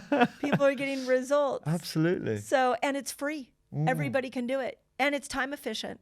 So I think that it gets people a result. This is why the other thing that everybody, my publisher, my agent keeps going, my God, this book is doing so well. And I keep saying it's because it's our natural state and the way we're supposed to be. And so for the first time, people are losing weight permanently. It is falling off of them because they tapped into a whole energy system they didn't even know was there. And if we could probably spend hundreds of years of arguing about food And I, I love what you're up to because God, we keep turning food into just plastic. Yeah. And I hear so many people like, oh, well, I don't have time to eat, blah, blah, blah. And it's like, yeah, okay, well, let's start with fasting. Let's change your microbiome. Let's get you dropping weight. And now we can start to work with your food. It's a different door in. And my favorite quote that I found in this guy and talking to this guy and helping him lose weight is, I really realized that you don't need motivation to lose weight. You need momentum. So if you have momentum, the motivation will follow. But the minute we go on a diet and we don't get results quick, the momentum stops. Absolutely. And then the motivation follows. Absolutely. So we've got to look at this from a different angle. And once we do, it actually frees like all the food addiction, all the food, eating disorders. I believe we can change it all and we can bring people back in love with food. But we use fasting for weight loss. We use fasting for brain healing. We use fasting for cleaning up the hormonal system. And then we eat good food and we try to eat as much of a variety as we can. And I think we've solved the health problem. Yeah. I mean, it's as simple as that, It's really. as simple as that. Right? Can't you see it from your food lens? Absolutely. Yeah. And I'm glad you mentioned food addiction, because I think that that was a bit of a taboo term. Like people, couldn't see how you could be addicted to food. I mean, we all need food, It's not like people are breaking windows so they can get some money so they can go to get a hamburger. Do you know what I mean? But we understand what happens with the dopamine pathways. Food addiction is a real concept. It's something that neurobiologists are all looking at with a lot more detail. And you mentioned it with clients, and you can definitely see signals of food addiction within people. One of the fasting regimes you talk about is a dopamine fast. Yeah. I wonder if we could dive into that in a little bit more detail, because I think that's an interesting concept that perhaps needs a little bit more airtime. Oh, it's so good. It's such a good one. So I found this in my research and then experimented with my following, which is really fun because you get to like try things out. And you get real-time feedback. Yeah. I mean, I've seen those comments on the YouTube channel and they are phenomenal. It's the really the impressive. results people can have. Yeah. Absolutely. So the research is that people who are obese actually are dopamine resistant. So just like we become insulin resistant, we can become dopamine resistant. But it's a little bit different. And the way it works is that people who are obese often find they're not getting the same enjoyment out of their food. So they have to eat more of the bad food, eat more food to get the same dopamine response that somebody else who's not obese or has a food addiction. And I know you could have a food addiction and not be obese. I want to be sensitive to those terms. But the study was done on obesity. So think about that for a moment. I hope that anybody who's struggling to lose weight, that gives them compassion for themselves. Because when you eat, you may not be getting the dopamine high today that you got 2 years ago. Because the way that insulin resistance works is it starts to block, and the more you've accessed that dopamine surge, you're just not getting the same dopamine experience. So the dopamine system needs to be cleaned up for you to enjoy food differently. So I tested this out because what the article showed was 48 hours without food. And this was actually done on humans, and it was done in a hospital setting. And what they found is after 48 hours of no food, that new dopamine receptor sites emerged. So there's many different types of dopamine receptor sites, but the D2 receptor sites, the body and the brain made more of them, and the whole dopamine system gets a reboot. Okay, let's think about why the body would do this for a moment. If you're in disbelief on this, you're 48 hours without food. You need to survive. So you better be motivated to go find food. Yeah. So our body actually reboots the dopamine system so that we have an increased motivation to be able to go find food. And so when I started to realize that, what I did is I started taking people who told me, I can't get off of sugar. I can't seem to unstick my weight. Nothing I do is making me happy. We took those group of people that appeared to have a dopamine saturated sort of experience with life. We put them on a 48-hour fast. And sure enough, when they came back into food, of course they appreciated it more because they were off of food for 48 hours. But that appreciation, that love for food continued for weeks after that. And the people with mood disorders actually noticed that they were much happier. They're getting a lot more enjoyment in life. That's so interesting, because I was literally just thinking about what about people with mood disorders and whether a fasting protocol could theoretically have an impact if you are increasing the number of those D2 receptors. Yeah. I mean, it's such a subtle shift that can have such a massive impact. And think about it. I was just telling my husband the other day, we just bought a new car. And the first 2 weeks I got in the new car, I was dopamine. Yeah. I was like, oh my God, I love this car.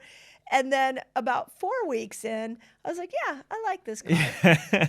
And now we're we're 4 weeks away from our home. And I'm like, oh my gosh, when I go back to that car and I get in it, I'm going to have a dopamine resurgence. Absolutely. Yeah. It's the same thing that can happen with food.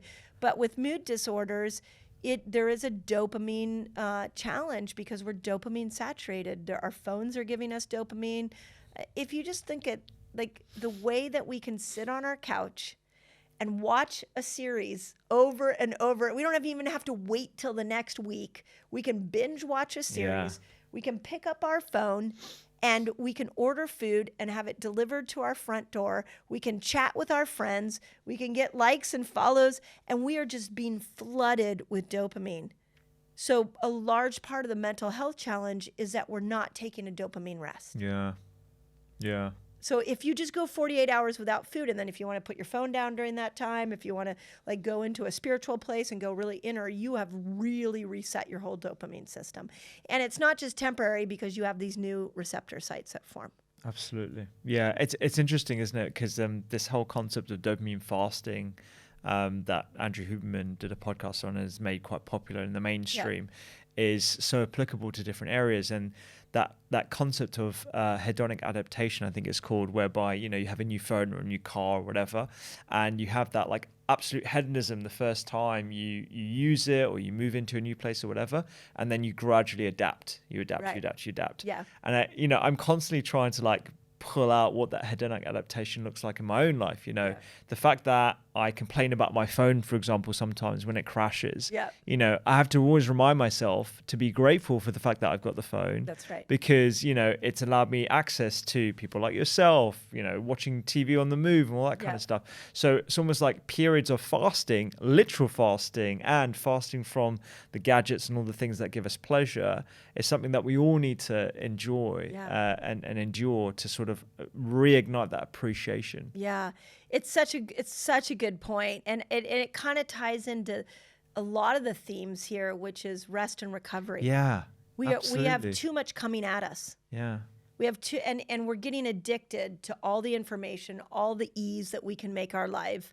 And that is actually making us more unhappy. So it's in the rest and the recovery that may be torturous because you're going to want that dopamine addiction. But in the rest and recovery, we actually heal ourselves. And so whether it's a rest and recovery from food or for the phone or from TV or from your new car, like it's where we heal. We can't heal in the chaos and we can't heal in the dopamine, really. To me, the way I look at it from a health lens is dopamine is that molecule that will get you going on the health path. But then you're going to need to put her aside and start to like rely on serotonin a little bit more or some of the other neurochemicals because dopamine is seductive. The minute you get what you want, it says, okay, let's go get more. Yeah, I think I've heard you say the dopamine is the molecule of more, not enough. Yeah, it's not the molecule of enough. Yeah. And I mean, I'm like you. I constantly check my dopamine and go, okay, if I can't sit here without looking at my phone or enjoying nature, it's time to really train myself to reset 100%. dopamine. Yeah. Have you read that book by Michael Easter, The Comfort Crisis? Oh, no. Oh, you should definitely read it. I think you'd really appreciate it given this interaction. Michael Easter's a journalist who's written about how we're not enjoying or engaging with boredom enough in today's world. And so he does these experiments where he goes hunting and he's like out in nature for 3 or 4 days, and it's the most boring experience because you're literally just like waiting in the bushes, you know, for something that's coming around the corner, or like, you know, an antelope or whatever they're trying to hunt. And if you think about it on a day-to-day basis, we're never really not being entertained. I'm listening to podcasts, I'm, you know, watching a TV show, I'm doing computer work, I'm, you know, when I'm walking even, sometimes I'm not even present, I'm doing my to-do list. And I've tried to, and actually Johan Hari, who's also been on the podcast, has talked about this in one of his books, focused on technology and how technology has basically eroded our boredom, basically. And enjoying boredom is something that I'm trying to do a lot more consciously, and combining that with gratitude. It's like it's almost like the antidote to dopamine, the molecule of more. It's these are the molecules of enough. That's right. That's right. And then you'll get dopamine in the boredom. Exactly. You reset those dopamines. One of my favorite women that I met last year was Sarah Blakely. Oh, brilliant! Really? Oh, she's phenomenal. Yeah, I'm a big fan of her. Yeah, I am too. And I'm actually a part of a mentorship group. Her husband had hired me to teach him fasting. Oh, amazing. And so got to know him, Jesse Itzler. He's amazing onto his own self. He's a serial entrepreneur. Yeah. So he gathered a bunch of us and brought Sarah. And so what Sarah, a power couple, by the way. That is a proper power couple. Yeah. And so he said that when he met Sarah, she was the first CEO that he had ever met that took so much time off. Really? And he's like, I was shocked. I was like, you're going on vacation again? What do you mean you don't work Friday afternoons? What's happening? Yeah. And she said, that's where I create. And so then she went in to say when she takes her afternoons off, what she does is she's like, I sit kind of like the comfort crisis. I sit in my backyard. I sit somewhere and I look out and I just let my mind wander. Amazing. And I think there's something about the wandering mind. It's like when we're on socials, we're actually trying to stuff information in. But when you're just staring at nature or you're just hanging out, the mind can wander and you have no idea where it's going to go. Absolutely. I'm really trying to lean into the mind wandering, because you're right. As soon as I pick up my phone, the interaction is, okay, I got to go to an app, and then I go to, you know, social media app or whatever, and then you're just being bombarded with this junk food diet of information, and it kills that creativity in your mind. And, you know, being in a creative sphere, field, as we both are, you have to protect that as much as possible. And when you do like lean into mind wandering, thoughts just appear. I have to get like a pen and paper and write them down. It's pretty, particularly when you're like writing a new book, and you know. Yeah, and if you don't grab them and write them down, they go away. And then, in fact, the part that you said about the next book that I want to write, that actually came to me a month ago in a massage. Really? Yeah, like literally out of nowhere. I wasn't even thinking about it, and then boom, I was like, I have to write a book that brings men into the conversation. Brilliant. And then I'm like, okay, but we have to help women understand herself. So how do I do that? So, and then all of a sudden it was like, the whole book came through me through the massage. Totally. I'm like, oh, wow. Yeah. Mo Gaudat, he's a friend of the pod, and he's the Google CFO. He's written a fantastic book about solving for happiness. He writes prolifically in the morning. He writes 1,000 or 2,000 words every single day. He'll just write. Yeah. And I haven't actually I haven't dived into that myself, but I definitely want to do that, because that morning time is a very protected creative time for myself. I'm not too sure if it's the same for you as well. But that's when I do my best work. Yeah. So if you look at the brain waves, there's a reason for that. So, and I learned this from Bruce Lipton. Okay. I brought him on my podcast, and we were talking about affirmations. Okay.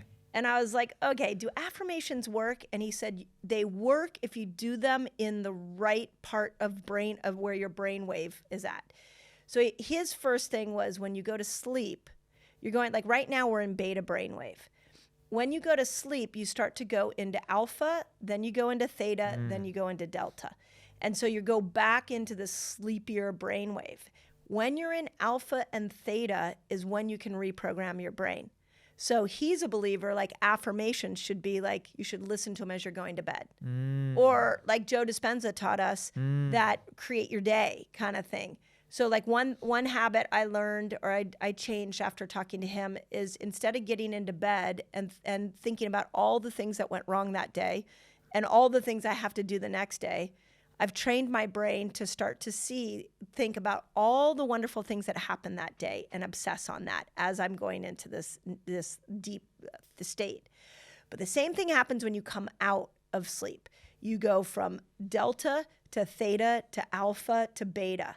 So my best writing time, if I can do it, is get up at like early, like 4 or 5 in the morning, and I'll go from my bed into my office. And before my brain is even in beta state, I just start seeing what pours. Yeah, totally. Yeah, I'm going to put that into action, and by like noon, forget it. I can never write in the afternoon. Yeah, it's all in the morning. Then maybe I'll go get a cup of coffee and I'll come back. But even I'm still maybe in low beta at that point. It's when you're in stress, you're in high beta. And when we're in stress, we're working from our amygdala. And so we're in this concentrated part of our brain and we don't access our prefrontal cortex. So that prefrontal cortex is where creativity happens. So the name of the creative game is never become stressed. And then try to keep yourself in that kind of woozy brain state because you're going to get downloads. Yeah. Mindy, I could literally speak to you for so long. You're just full of gold. And I feel like we could talk like way beyond fasting as well. I'd be remiss if we wouldn't just briefly touch on who fasting may not be for. I know you've talked about this in the book, particularly, if you have a history of an eating disorder, you have to work with a practitioner. Who are the other sort of populations that you would think, perhaps fasting or the techniques that you teach in the book may not be appropriate for? Yeah, thank you for asking that because we always want people to be safe. For sure. So the first person I always say is pregnancy. Never, ever, ever. It's not you need to feed your baby. That is not the time. The second time on that same vein is if you're nursing. You just don't want to fast more than 15 hours because as you go into longer fasts, you start detoxing and all those toxins will go into your breast milk. You've mentioned detoxing a couple of times here. I wonder if you could just provide a little bit more clarity on exactly what you mean. So I look at autophagy as a bit of a detox. Okay. So think of it from the cellular perspective. What ends up happening is all of a sudden the inside of the cell senses that there's no glucose coming in and there's no nutrients coming in. So it stimulates autophagy. Stimulating autophagy is like turning a doctor on inside your cells. And all of a sudden, the doctor looks around and says, hey, that cellular part's injured. Hey, there's a virus and a bacteria over there. We need to push them out. Sometimes that doctor inside that cell will go, hey, this is a cancer cell. This cell's going rogue, or this cell has a ton of heavy metals in it. And so it will kill the cell. And it's a process called apoptosis. So there is a lot of cellular death that can happen in the longer fasts. That's what I mean by detox. But then that has to go into your bloodstream or it gets recycled out of you. And for nursing women, it's going to go into your breast milk. And that's what we don't want. So that provides a bit more clarity, I think. And, aside for nursing women and pregnancy, anyone else? Eating disorders, I really recommend that you work with somebody. I have seen this change people's relationship to food over and over and over again. Yeah. But you just really need somebody skilled to do it with you. For sure. I would say adrenal fatigue. Slowly, we see it overturned adrenal fatigue. So just be gentle. Maybe it's going to take you, 3 to 6 months to build a fasting lifestyle. So just be very gentle with it. The most common one that everybody goes, can diabetics do this? Yeah. I mean, that's who this is for. Yeah. So, but again, if you're both type 1 and type 2, I'd love for you to involve your doctor in it. Thyroid problems is another one that people ask. And I always say when you eat, you got to get enough calories. We talked about that. For sure, yeah. And then maybe the last thing to really emphasize that I think is so important is that you can't make anybody fast. So I get a lot of parents that say, oh, can my teenage daughter do it? Or I get a lot of women that will say, oh, I want my husband to fast. It's a personal journey. And if we start to tell everybody else to fast, then we take their power away. And what I love about fasting is that when you do it and you get the result, the only person that gets the credit is you. Yeah. Don't give, like, people want to give me the credit. I'm like, it's not my credit to be taken. I'm just teaching you a tool that nobody taught you. So when you get that result, look yourself in the mirror and thank yourself because you did it for you. Yeah. But we can't push it on other people. We have to be very mindful that people have to ask for it. I've heard you say that fasting can lead to a testosterone boost as well. Are there studies looking at that? Like, yes, it's a great question. So it's been the most conflicting of all of the hormones. So years ago, we didn't have any. I started looking at this about 10 years ago, and we didn't have any studies on testosterone and fasting. But we did have studies on growth hormone. And what growth hormone increases by 2,000% when you fast for 24 hours. So we started to make correlations to, okay, well, what we know, there are other studies that say when growth hormone goes up, so does testosterone. Mm-hmm. So do all the other hormones. Growth hormone will pull all the other hormones into a balanced position. Now, what we have to remember about hormones is balance is key. So we can get really sucked into the percentage increase in hormones, but all we're asking to do is to bring these hormones back into balance. So if you want more testosterone, the name of the game isn't get as much testosterone as you want. The name of the game is let's bring it back into balance. So with that in mind, the most current studies that we're seeing, like within the last year, so it's very, very current, is that in some cases, it elevates testosterone, certain fasts. In some cases, it decreases testosterone, certain fasts. Okay, well, why is that?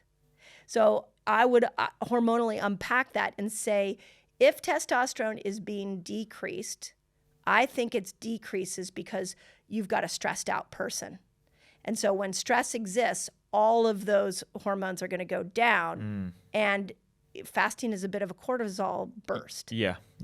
If it increased, and the studies that saw it increased, you probably were dealing with a really metabolically unhealthy human that brought the metabolic system back into balance, which all of a sudden now brought testosterone back into balance. That's really interesting. So I think of all the hormones, it has the most nuance. Yeah, definitely. And I guess, if you are a quote unquote healthy person engaging in fasting, whether that would have the same impact on testosterone level, I guess, as an individual. Yeah. And the same thing can be with estrogen. And I'm so happy you asked me this because in Stephen's podcast, I quoted 1,300% increase in testosterone, and all the bodybuilding guys came after me. Really? And I was like, okay, come on, let's understand hormones. The name of the game is not to get more is better. Estrogen's a great example of this. There's such a thing as estrogen dominance. Okay, and that's actually leading to breast cancer, but it's estrogen dominance of the wrong estrogen, a synthetic estrogen, not your own natural estrogen. So when you fast, you bring your estrogen system back into balance and you start to heal all the organs that can break down synthetic estrogen and detoxify it, which is why you see the study of 30% of those women who had breast cancer getting a 64% increase or less reoccurrence because they balance their estrogen system out by fasting. But then we come over here to the menopausal woman, and she says, "Hey, wait a second, estrogen goes low. Yeah, I don't want to balance. I need more estrogen. Okay, let's have her fast. We clean up her estrogen system, and now all of a sudden you bring estrogen back into balance. You go to the PCOS studies, and you go, oh my God, the PCOS and fasting studies, we see it balances insulin and it brings testosterone down in those women. So do you see where I'm going with this? Yeah, it's just completely nuanced according to which patient, which person That's right. is engaging in the practice. That's right. Which is why we cannot look for absolutes when it comes to hormones. It has to always be in balance. So if you are a bodybuilding man and you've listened to the podcast this long, I want to applaud you. But it's not like you're going to fast and all of a sudden grow muscle in this increased amount. If you are a PCOS woman and you fast, you're going to clean that system up and you're not going to have as many symptoms, and it will bring both insulin and testosterone down. Yeah. If you are a menopausal woman, you're going to maximize your age-appropriate estrogen, because it's not like a supplement you're taking. It's a healing state you're putting your body in, and the body figures it out. Yeah. Yeah. And I think that is I've never said that on any podcast. Thank you for asking it, because people are grabbing these one-liners. Yeah. Yeah. Yeah. And they're looking for absolutes, but you can't find absolutes when it comes to hormones. 100%. I mean, that's why I love the medium of podcasting, because you can introduce nuance into it. But unfortunately, people will look at clips and stuff and then just take that as gospel. That's right. And apply that to every scenario. Whereas, as a practitioner, I know as a practitioner, that the treatment is not going to be uniform for every single person that walks into your office.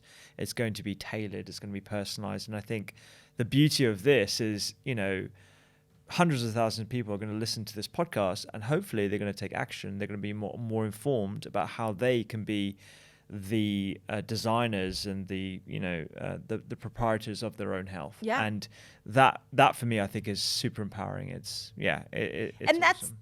To that point, when you look at how broken the healthcare system is, we have to stop giving our power away.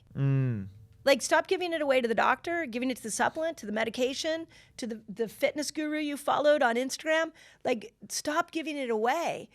Start taking it back. And fasting's one of the rare tools that I see that you can just totally transform your health, and only you did it. Yeah, 100%. It's a new model of healthcare in my mind. When I work in the NHS and A&E and stuff, we are practicing a really good level of quality of medicine. We are prescribing antibiotics, we're fixing bones, we're performing these interventional cardiology interventions, all the rest of it, which is fantastic. However, when we're treating a new paradigm of disease, it requires empowering the individual to make those healthy changes, to be more metabolically healthy. That's how you get homeostasis in your body, and that's how we reduce the tidal wave of chronic disease that That's right. Otherwise would fall at the doors of A&E, which are not equipped to deal with how to treat it. I'm going to end with some quick fire things, because I feel like we're going to go on loads of different tangents. No, I'm enjoying it as well. Totally. But we've only got another 20 minutes or so. So quick fire. Okay. I hope it's going to go quick fire, because they're probably going to be like really nuanced questions again. Evening and morning routines to help burn belly fat. Okay. So belly fat, it's two hormones. It's cortisol, and it's and for women, and well, even men, it's estrogen. So it's think of your belly fat. If it's growing, it's where hormones are being stored. So with that in mind, when we look at morning and evening, we got to sync you back up to your circadian rhythm. So make sure that you're getting up with the sunlight, you're seeing sunlight in the morning, in the day, in the middle of the day, and at night you're getting out into the sun, like sunset. Great. So sync your whole, I have a book called The Menopause Reset, and I put a whole chapter in there on how to resync your circadian rhythm. Epic. If I fast, will I lose muscle mass? Love this one. So it will appear as if your muscles are shrinking while you're in the fast. But what's happening is stored sugar is being released out of the muscle into your bloodstream. So it's cleaning that muscle up. If you add protein, the first meal you go back into is protein, you build that muscle strong again. So one of the greatest fasting hacks is work out in a fasted state.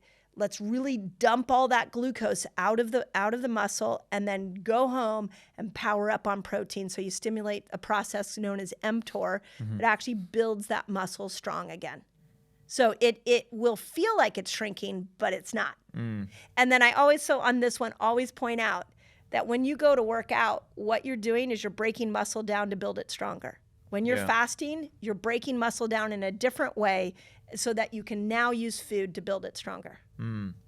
Supplements. Can I take supplements when I'm fasting? Shorter fasts, it's a great question. Shorter fasts, under 24 hours, yes. Okay. Longer fasts, no. And here's why. The longer you go, the more you're honoring the wisdom of your body. And I really feel like the more external influences we put in, the more we're trying to manipulate that inner intelligence. After 24 hours, just just see what your miraculous body can do. So don't manipulate it with supplements. Now, if you have medications, you're going to have to take it. But with supplements, you'll be fine for 2 days without it. Okay, great. Look, there's so many topics that we haven't touched on. I wanted to go into a little bit more detail on the menopause, fasting in women over 50, for example, fasting in other specific contexts. But like, we'll have to do that on a day. And you've got tons of information on your channel. But I just wanted to commend you on like the amount of information you put out there over the last few years. You know, I think I heard from your husband, it's over 2,000 videos now. Yeah. All this information is readily accessible. There's hundreds of thousands of success stories that, you know, are littered all over the comments. It's great to see people like yourself with the wealth of experience you have and the way you articulate yourself as well on various mediums. So I just want to extend my gratitude to you. Thank you. I really appreciate that. Of course. It's a passion project. And I don't know if you felt this as a doctor. Like, there was a point somewhere in my clinic career that I realized, like, if you look at the word doctor, it means to teach. And why would it was almost like a bit selfish of me to take what I knew and keep it within the walls of my clinic. Yeah. And so I just wanted to start to teach people about how their bodies work. And then we just have this beautiful thing called YouTube and all the social media. And I started to see that people were thirsty for it. But I think really the highest place we can go as humans, and especially as doctors, is as servants of information. Like, what we know shouldn't stay in our head. It should be permeating every possible place we can get it to, so that people become inspired. And if you just look at what happened in the pandemic, everybody went into retraction and fear. Why did they go into fear? Because they didn't know anything about their immune systems.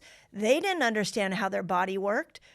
There was not a single day I was in fear during the pandemic, because I went into action because I understood the immune system. And I got it. I got through it. It was fine. And I think the biggest problem that we have is that people don't understand themselves, so they continue to fall prey to big food, big pharma, all the fear tactics out there. And we just got to give the individual the power back. And that's what I'm on a mission to do.